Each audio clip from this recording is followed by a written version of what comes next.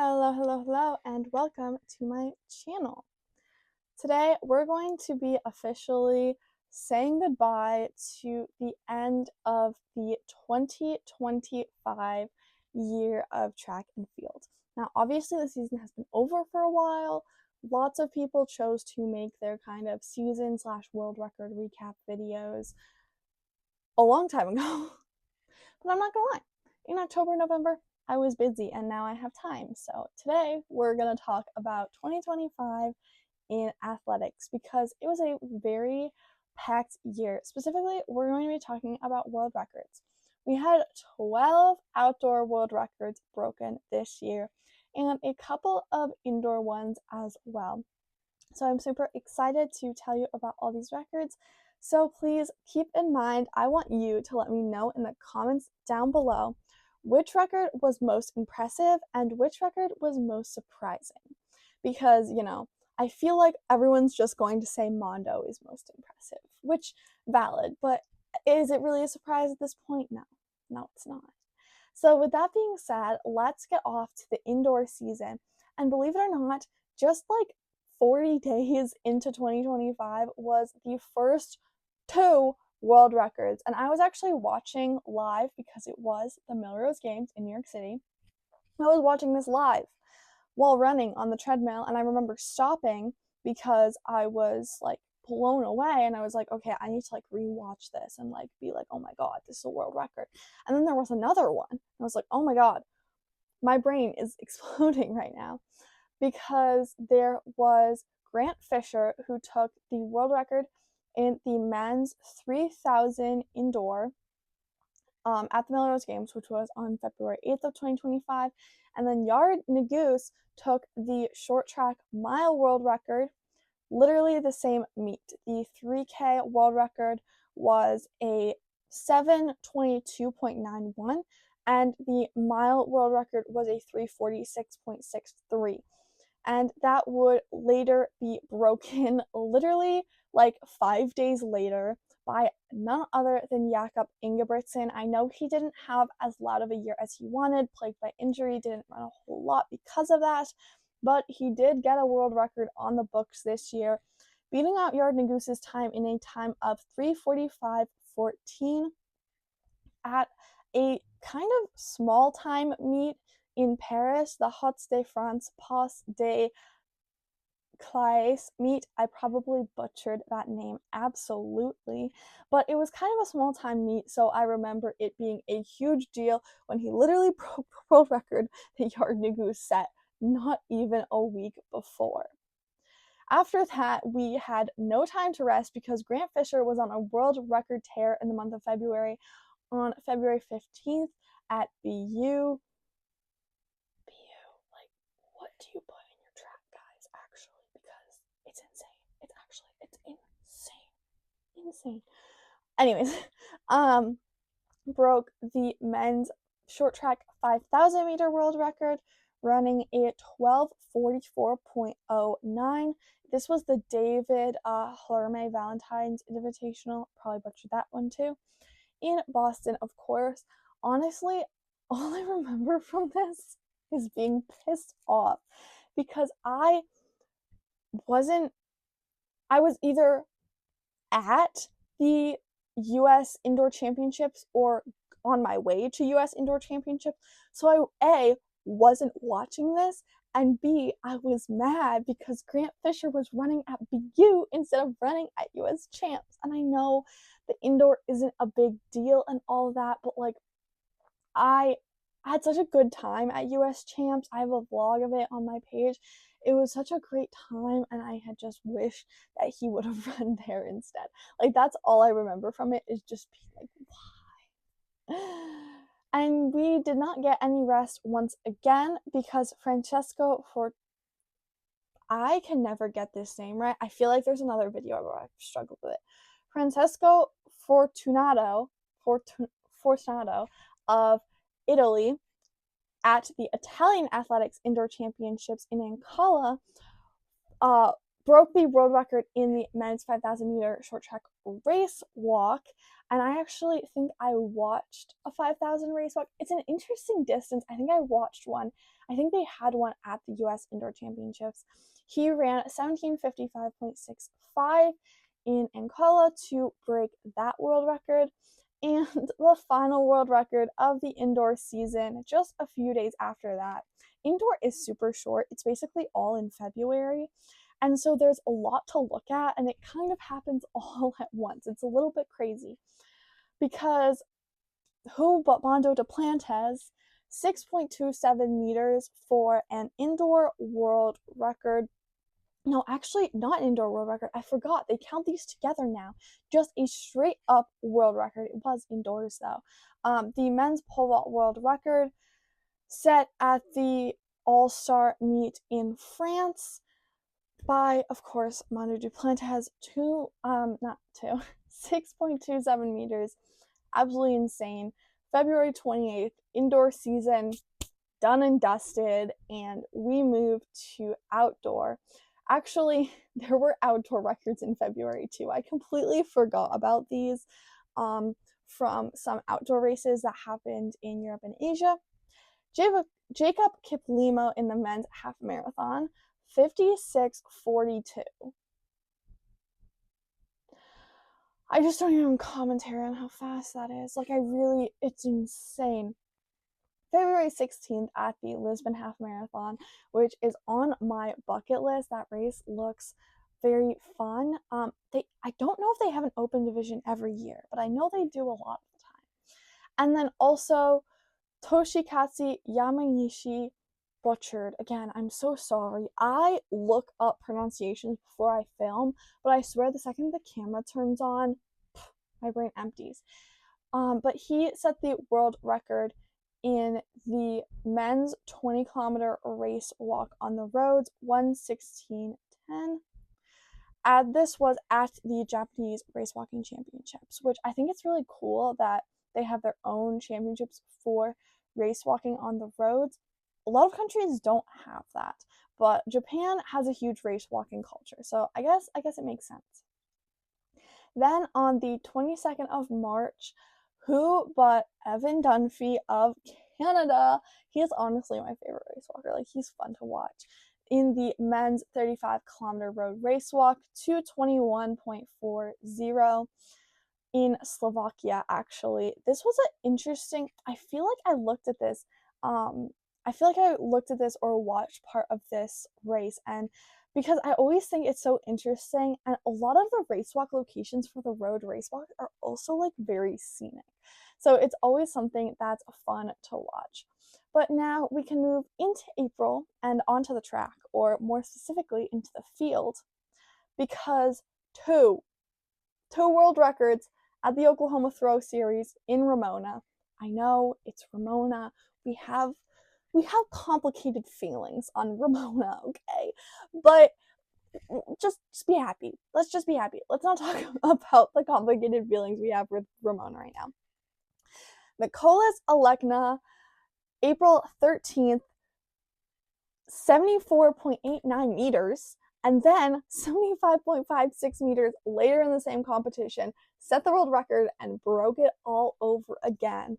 That competition was honestly crazy. Everyone threw so good, and yes, I know it's Ramona, but it was still a really, really great competition, and Alekna just insane. Blows your mind. And next we have another one on the roads, Agnes Ningetic, women's 10K road at the Adizero Road to Records, which I was so sad about the lack of coverage this event got. Just because I know it's happening in Germany, it was kind of at a weird time, I think, but there were so many like top tier, I feel like there were quite a few top tier runners racing at this road racing event. I mean, Agnes Ningetic is a big name, and I had no idea, honestly, that this was even happening, or I would have watched it, because 29:27 is absolutely crazy, and it was just, I feel like I was so mad because I didn't watch it. I was excited for the London Marathon the next day. I was going to watch that, and I didn't even know that they were doing this Road to Records event. So I don't know if you guys know of any places that like broadcast more of these mid kind of tier European events and when they're going to be. Let me know, because I always try to watch them, but sometimes it's hard to find the schedules. Sometimes you don't know they happened until you see the highlights on YouTube. Or if you're lucky, you'll just be scrolling on YouTube and see that it's like happening live and you'll watch that. But it's always hard for me to be able to find. The next world record was the next day at the London Marathon in the women's marathon. 2:15.50 from Tigist Assefa of Ethiopia at the London Marathon. That was crazy, and it was so hot that day too. I know so many people struggled because of the heat, but she just put on a show. That was such a watching that was so marathon world records are so special to watch. There's such a long build to it. There's so much anticipation, so much hard work, so many things that can go wrong, and when it actually pans out, it's just like a masterpiece. Like, it's so beautiful to watch unfold, in my opinion. And we're back on the roads. Actually, there was quite a big gap from the 27th of April to the 18th of May, and then from the 18th of May to the 15th of June. It was kind of a weirdly allocated world record summer, which could be attributed to how late World Athletics was this year. Everyone kind of had to readjust their schedules, but it was interesting. Men's 35-kilometer race walk from Sano at the European Race Walking Team Championship. This I was actually watching. I'm a big fan of anything European Athletics does. Any event that European Athletics is putting on, I'll be watching. Oh, honey. And honestly, like, this is another one of those things with the long race walking events. It's kind of like what I said in the marathon. There's so much that can go wrong. It's such a long build, and it's so special when it all pans out. Okay, guys, I'm going to give you a pop quiz. It's going to be a really hard question. Think of which athlete could possibly be next. It's hard, right? Isn't it difficult? There's not a certain athlete who just breaks the world record so much that you could actually guess him and you'd be right probably more than 50% of the time. Yeah, it's Manu Duplantis. I don't know why I made such a strong build to that. 6.28 meters in Stockholm on June 15th. Moving on. Moving on. Because what? He's not even done for the year yet. Oh, he's just getting started. So, moving on. Then we had breaking 4 with the 4:06:21. I'm not counting that. I'm not talking about that. There's so much to say there. So much I want to say there. I don't think I'm going to make a video on it. I thought about it when it was happening. I never did. Now it's like too late, and also I just don't want to say the things I have to say because they're not fun things that I have to say. I guess that probably says it all. But I'm not talking about that. So let's move to July 5th, 2025. There were 2, honestly, meets this year for me that were, I don't want to say better than world champs, but kind of better than world champs. There was the Millrose for indoor and Prefontaine for outdoor. Prefontaine and Millrose are both storied events with long and very record-ridden histories. So it kind of makes sense, but this year especially, they hit different. They were so good. They were so fun. They were well paced. There was always something to catch your eye. And both of them this year had 2 world records. Millrose with Neguse and Fisher. Prefontaine with the women's distance double. Chebet and Kipyegon both having world records. Beatrice Chebet in the women's 5,000, 13:58.06. I'm sorry. Did you say... Maybe I'm not hearing you right. Did you just say a woman went sub 14 for a 5K? Are you insane? That is just... I'm using the microphone for emphasis here, and I'm also talking quiet because I don't know how much it's going to pick up. But that's insane. What? How? When? Like, I don't even have words, honestly. It's just so crazy. Like, what are you talking about? And then we had Faith Kipyegon with another "What are you talking about?" 3:48.68 in the women's 1500, and she said, "Oh, you thought I looked weak at breaking 4? You said, oh, she can't break 4, and she didn't, whatever. Well, shove that up your you-know-where, because I'm going to run 3:48.68 for 1500 and break the world record officially." Like, take a bow, ladies. Like, take a bow. Like, insane. And honestly, as a huge fan of distance running, and specifically women's distance running, best day of my life. Like, it was so good. We had the men's distance running in the indoor, the women's in the outdoor. This was such a good year for distance running. Such a good year. Like, so good. And of course, we have 2 more records to talk about.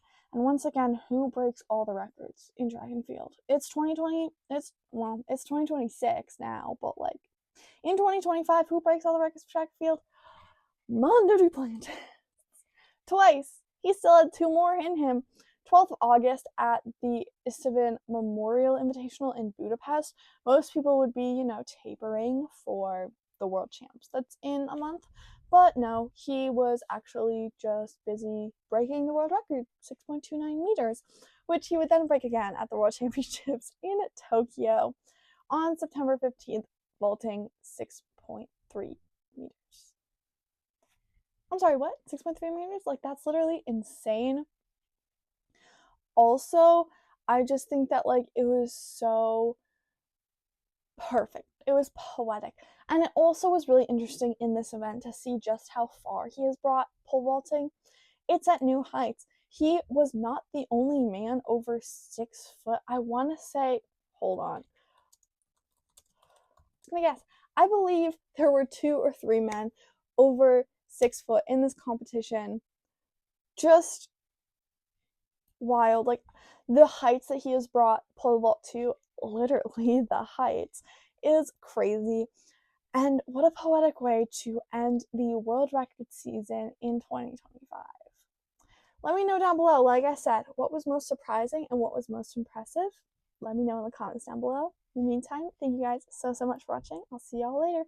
Bye!